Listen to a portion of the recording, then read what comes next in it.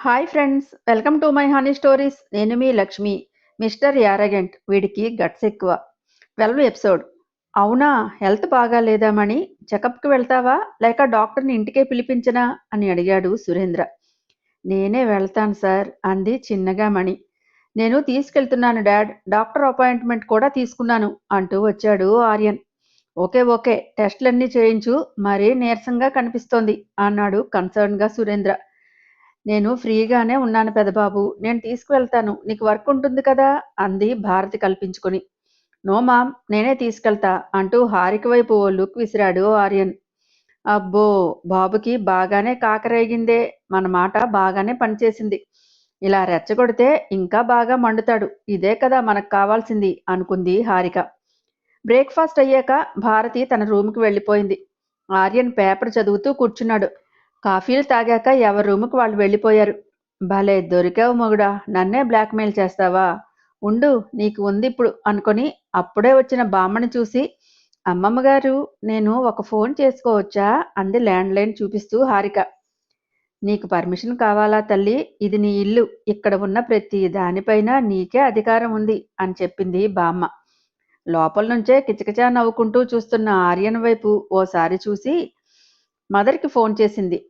ఓరకంట హారిక విన్యాసాలన్నీ గమనిస్తూ ఇదేదో చేస్తోంది, దాని బుర్రలో ఏదో మొలిచింది అనుకున్నాడు మనసులో ఆర్యన్. మదర్ ఫోన్ లిఫ్ట్ చేసి హలో అంది. అమ్మా అంటూ ఆప్యాయంగా పిలిచింది హారిక. హరి అంటూ ప్రేమ నిండిన స్వరంతో పలికింది మదర్. ఎలా ఉన్నావు తల్లి? బావున్నానుమా, మీరెలా ఉన్నారు అంటూ కాసేపు మాట్లాడి అమ్మమ్మ గారితో మాట్లాడండి అంటూ ఫోన్ ఇచ్చింది హారిక. నమస్తే మేడం అంటూ వినయంగా విష్ చేసింది మదర్. నమస్తే అమ్మా, ఎలా ఉన్నారు అని అడిగి, హారిక కోసం దిగులు పడకండి, తను బావుంది, ఒకసారి వచ్చి చూసి వెళ్ళండి అని చెప్పి కాసేపు హోమ్ గురించి మాట్లాడి ఫోన్ పెట్టేసింది. అమ్మమ్మ, మీకు తెలుసా, హోమ్ ఫౌండర్ ఆర్యన్ సర్నే. మీ మనవడి వల్లే అంతమంది పిల్లలు 3 పూటలా కడుపు నిండా తింటున్నారు అంది హారిక. అవునా అంటూ సంతోషపడిన బామ్మ, పెదబాబు చాలా మంచి పని చేస్తున్నావు, ఆ చిన్న పిల్లల ఆకలి తీరుస్తున్నావు. హరి, అక్కడ ఏం అవసరం ఉన్నా నన్ను అడగమని మీ మదర్కి చెప్పు, మొహమాట పడొద్దని చెప్పు అంది. ఆర్యను గతుక్కుమన్నాడు. వేసిందిగా పిడుగు, ఇది మామూలుది కాదు అంటూ లోపల పళ్ళు నూరుకున్నాడు. థ్యాంక్ యూ అమ్మమ్మ, ఇక నుంచి హోమ్ గురించి మీకే చెబుతాను. సార్ బిజీగా ఉంటారు కదా అంటూ ఆర్యన్ వైపు చూసి కళ్ళెగరేసింది హారిక. కొరకొరా చూస్తూ, నాని నీకెందుకు ఇవన్నీ, నేను చూసుకుంటాను కదా అన్నాడు. లేదులే పెదబాబు, ఇది నా డబ్బుతో చేస్తాను, ప్రార్థించే పెదవుల కన్నా సాయం చేసే చేతులు మిన్నా అని భగవంతుడే చెప్పాడు. అలాంటి సాయం చేసే అవకాశం వస్తే కాదనడం మూర్ఖత్వం కదూ. నా తర్వాత హరిదే ఆ బాధ్యత. మణి, నువ్వు సర్దింది చాలు, త్వరగా రా అంటూ పిలిచింది శాంతమ్మ. ఆర్యన్ చెవి దగ్గరికి వచ్చి, ఎలా ఉంది నా దెబ్బ, ఇప్పుడు చెయ్యి బ్లాక్ మెయిల్ ఔరా మెయిల్ అంటూ నవ్వుకుంటూ వెళ్ళిపోయింది హారిక. నాకు తెలిసే, నువ్వు ఫోన్ చేసుకోవాలని అంత నైస్గా అడిగినప్పుడే ఏదో చేస్తావని. నానిని అడ్డం పెట్టుకుని ఏం హొయలిపోతున్నావే, ఆట బాగానే ఆడుతున్నావు, నా ఆట చూద్దుగాని అనుకున్నాడు ఆర్యన్ కోపంగా. హారిక వెళ్ళాక, పెదబాబు, మీ ఇద్దరి ఈగోల వల్ల పక్క వాళ్ళకి ఇబ్బంది కలిగించడం ఎంతవరకు సమంజసం, నువ్వే ఆలోచించు, చంటి పిల్లల జోలికి మాత్రం వెళ్లకు అంటూ వార్నింగ్ బెల్ మోగించి వెళ్ళిపోయింది బామ్మ. నాని మంచితనాన్ని అడ్డం పెట్టుకుని నువ్వు అనుకున్నది చేశావు. అవునులే, నీలాంటి దానికి ఇంతకన్నా మంచి ఆలోచనలు ఎలా వస్తాయి? నువ్వు అనుకున్నది సాధించడానికి ఎంత నీచాతికైనా దిగజారుతావు. నీలాంటి దాన్ని ప్రేమించానని తలుచుకుంటుంటే నా మీద నాకే అసహ్యం వేస్తోంది అంటూ మనసులోనే హారికను యావగించుకున్నాడు. మణి రావటంతో హాస్పిటల్కి తీసుకువెళ్ళాడు ఆర్యన్. మణి, నీ హెల్త్ బాగా లేకపోతే చెప్పొచ్చు కదా, వర్క్ అంతా ఎందుకు నెత్తిన వేసుకుంటావు? ఇంకో కుక్కుని అపాయింట్ చేస్తాను, నువ్వు రెస్ట్ తీసుకో అన్నాడు.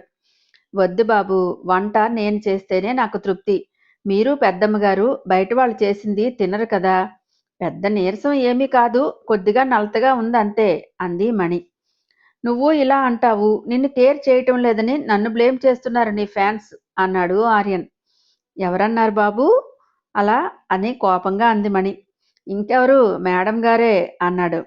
ఓ, హారికమ్మా అంటూ నవ్వింది. "ఉమ్, ఆవిడగారే నైటు నా మీద ఎగిరింది, తను నీతో బాగానే ఉంటుంది కదూ, ఏదైనా ఎక్కువ తక్కువ మాట్లాడితే నాతో చెప్పు, నేను చూసుకుంటాను అన్నాడు. తను నన్నేమంటుంది బాబు, అచ్చం మా బానమ్మ అంది ప్రేమగా మణి. అమ్మతో తనని పోల్చకండి మణి, నాకు నచ్చదు అన్నాడు Aryan.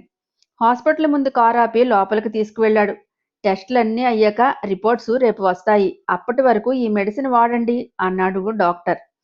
Okay doctor, thank you అని చెప్పిన మణిని క్యాబ్లో ఇంటికి పంపించి అర్జెంట్ మీటింగ్ ఉందని ఆఫీస్కి వెళ్ళిపోయాడు ఆర్యన్. లంచ్ టైంలో అత్తయ్య గారు పెదబాబుకి నైటు శాంతి ముహూర్తం గురించి చెప్పారా అంటూ నైస్గా కూపీలాగింది భారతి. లేదు, చెబితే అటు నుంచటే ఏ ముంబైకో ఢిల్లీకో వర్క్ మీటింగ్ అని పారిపోతాడు, అందుకే చెప్పలేదు అంది బామ్మ. మనవడి మనసు బాగానే చదివేస్తున్నావు అని మనసులోనే నవ్వుకున్న భారతి ఇంటికి వచ్చాకైనా గొడవ చేస్తాడేమో అంది నెమ్మదిగా. అరుస్తాడు, అరవనివ్వు. సారుగారు మనకి చెప్పి పెళ్లి చేసుకున్నారా? ఇప్పుడు మనం చెప్పటానికి నీకు గాని చెప్పాడా పెళ్లి విషయం అంటూ రివర్స్లో భారతిని అడిగింది శాంతమ్మ. నో, నాకేం తెలియదు, ఇంటికి వచ్చే వరకు కంగారుగా అంది భారతి. ఇప్పుడు అంతే, పెదబాబుకి ఇంటికి వచ్చే వరకు తెలియదు అంది బామ్మ. ఈమెతో ఏది మాట్లాడినా తంటానే అని భారతి మౌనం వహించింది. ఫారిన్ డెలిగేట్స్తో మీటింగ్ సక్సెస్ఫుల్గా కంప్లీట్ అయ్యి కొత్త ప్రాజెక్ట్ రావడంతో మంచి ఉత్సాహంగా ఇంటికొచ్చాడు ఆర్యన్. హాల్లోనే అడ్డంగా బామ్మ అడ్డుపడింది. వాట్ హ్యాపెండ్ నాని అని అయోమయంగా అడిగాడు. నువ్వు నా రూమ్లో ఫ్రెష్ అయ్యిరా, నీ బట్టలు బెడ్ మీద పెట్టాను, అవి వేసుకునిరా అంది నవ్వుతూ. నీ రూమ్లోనా అంటూ అనుమానంగా చూసి ఏం ప్లాన్ చేశావు అన్నాడు. ప్లాన్లు గోంగూర ఏమీ లేవు, వెళ్ళు అంది గద్దిస్తూ. నిన్ను చూస్తుంటే నాకు డౌటే అంటూ వెళ్ళిపోయాడు. తెల్లని లాల్చీ పైజామా చూసి ఇవి వేసుకోవాలా, ఏమైంది నానికి, తిక్క తిక్క పనులు చేస్తోంది అనుకుంటూ ఫ్రెష్ అయి వచ్చాడు. బామ్మే స్వయంగా గోరుముద్దలు తినిపిస్తూ, చూడు పెదబాబు, మనసులో కోపాలను ఎక్కువ రోజులు మోస్తే బ్రతుకు బోయలేనంత భారంగా మారుతుంది. అది బంధాలను బీటలు వారేలా చేస్తుంది. అపార్థాలను ఎక్కువ రోజులు పొడిగించకూడదు. ఈరోజు నీకు హరికి తొలి రాత్రి అంది. వాట్, ఫస్ట్ నైటా, నాకా అంటూ అదిరిపడ్డాడు ఆర్యన్. ఏంటి బుల్లి కూచిలా అంతగా అరిచావే? పెళ్లి చేసుకున్నవాడికి ఫస్ట్ నైట్ అంటే అరవటం ఏంటి, విడ్డూరం కాకపోతే అంటూ బొగ్గలు నొక్కుంది బామ్మ. నాని, గేమ్ ప్లే చేయకు, నాకు కాల్తుంది అంటూ కరిచాడు ఆర్యన్. హలో మిస్టర్ ఆర్యన్, నాకు మండుతుంది. నేనెవరికి చెప్పుకోవాలి నా గోడు, వెళ్ళబోసుకోవడానికి మీ తాతయ్య కూడా లేరు అని కళ్ళను ఒత్తుకుంటూ నాటకీయంగా అంది. పళ్ళు పటపటలాడిస్తూ, మహానటి, నీ పెర్ఫార్మెన్స్ కాస్త తగ్గించమ్మా. నాని, ఇవన్నీ వద్దు ప్లీజ్ అన్నాడు రిక్వెస్ట్గా. నేను కూడా ప్లీజ్ పెదబాబు, మన ఇంటి గుట్టు బయటకు వెళ్ళటం నాకు ఇష్టం లేదు అంది బామ్మ. మన ఇంటి గుట్టు బయటకు వెళ్ళటం ఏంటి, దిస్ ఈజ్ టూ మచ్. ఏవేవో చెప్పి నన్ను లాక్ చేయాలని నీ ఎత్తుగడ. శివ శివ, ఎన్ని అబాండాలు వేస్తున్నాడు ఈ ముసలి ప్రాణం మీద అంటూ రాణి ముక్కు చీదింది బామ్మ. నడుం మీద చేతులు పెట్టుకుని, వావ్ భలే యాక్షన్ చేస్తున్నావు నాని, అడిగిన దానికి ఆన్సర్ చెప్పు కోపంగా చూస్తూ అన్నాడు. మన ఇంట్లో ఏది జరిగినా బయటకు లాగాలని 100 కళ్ళు వెయిట్ చేస్తుంటాయి. అది నీకు తెలుస్తోందా? ఇప్పటికే మీడియాలో రచ్చ రచ్చ అయింది. ఇప్పుడు హరి ఒక రూమ్లో, నువ్వు ఒక రూమ్లో ఉంటే బయట వాళ్లకు మనమే అవకాశం ఇచ్చినట్టు అవుతుంది. గోడలకు చెవులుంటాయి, గాలికి నోరుంటుంది. అది గొంతు విప్పితే మన పరువు బజారు పడుతుంది, అది తెలుసుకో ముందు. నిన్ను ఇప్పుడే కాపురం చేసి ఏడాది తిరిగేలోపు నాకు మునిమనవడిని ఇవ్వాలని ఆర్డర్ వేయలేదు. అబ్బా, నీ తిక్కతో నాకు పిచ్చ లేపేలా ఉన్నావు, నువ్వు నా నానివేనా అంటూ ఐబ్రో రైజ్ చేసి అడిగాడు ఆర్యన్. కాదు, నా డూపు. ఓహో, అదే అయ్యుంటుంది, లేకపోతే నన్ను ఇలా కాల్చుకు తినదు అంటూ పళ్ళు నూరాడు. అబ్బో, నా మనవడు జోక్స్ కూడా వేస్తున్నాడే.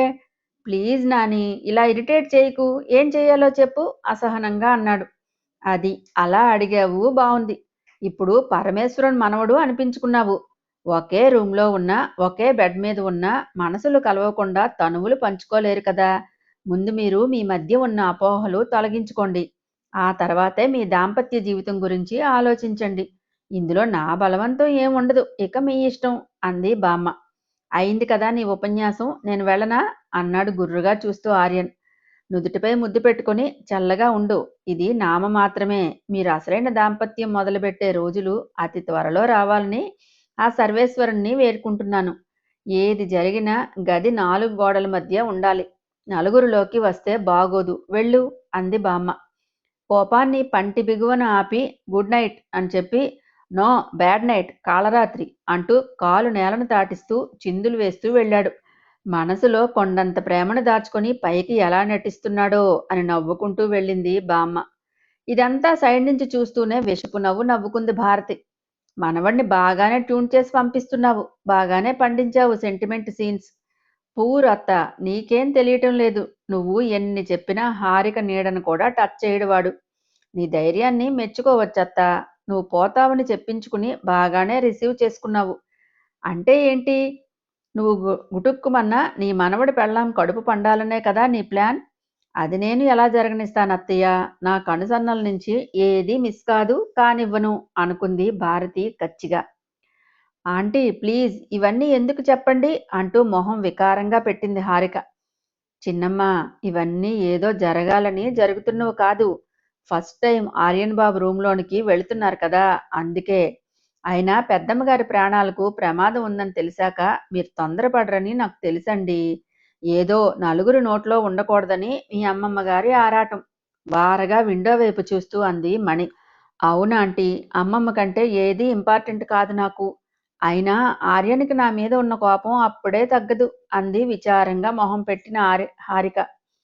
సరే అమ్మా, పదండి, లేట్ అయింది అంటూ తీసుకెళ్ళింది మణి. వాళ్ళు వచ్చేసరికి సైడ్ అయిపోయింది భారతి. పాల గ్లాస్ ఇచ్చి డోర్ తీసి లోపలికి పంపించి డోర్ వేసి వెళ్ళిపోయింది మణి. అప్పటికే వచ్చి రూమ్ డెకరేషన్ చూసి పిచ్చ ఫ్రస్ట్రేషన్తో బాల్కనీలో గ్రిల్స్కి పంచులు ఇస్తున్నాడు కోపం ఆపుకోలేక ఆర్యన్. రూమ్ చూడగానే ఒళ్ళు జలధరించింది హారికకి. అప్పటి వరకు లేని బెరకు భయం మనసులోనికి ప్రవేశించి ఆమె మేను చిగురుటాకులా వణికింది. బెడ్ని చూసి గుటకలు మింగుతూ, ఇదేంటి ఇంత డెకరేషన్ చేశారు? ఇదంతా చూసి టెంప్ట్ కాకూడదు కదా అనుకుంది చిన్నగా షివరవుతూ. అయ్యో, మా యాటిట్యూడ్ బాబు అంత వీక్ అనుకుంటున్నావా? పువ్వుల పరిమళానికే పడిపోవటానికి. భయం లేదమ్మా ఈ పిల్లకి. అసలు ఈ కటౌట్ ఏడి? ఎక్కడా కనిపించడం లేదే. నన్ను మాటలతో హింసించడానికైనా 1000 కళ్ళతో ఎదురు చూడాలి కదా. లేడేంటబ్బా అంటూ రూమంతా వెతికింది. రూమ్ మాత్రం అరేబియా సముద్రంలా విస్తరించి ఉంది. ఇందులో పడుకుంటాడా లేక పొర్లు దండాలు పెడతాడో? పిల్లి మొగ్గలేస్తున్నాడు. నీకెందుకు? ముందు వచ్చిన పని చూడు. నోటిదోల బాగా ఎక్కువైంది అని తిట్టిపోసింది అంతర్లో ఉన్న మరో పాప. గాజుల శబ్దం వినగానే కళ్ళెర్రగా మారి మరింత మండిపోతూ తన చేతిలో ఉన్న మాస్క్ పెట్టుకొని పైన వేసుకున్న హుడీని తలపైకి లాక్కుని నిలబడ్డాడు ఆర్యన్.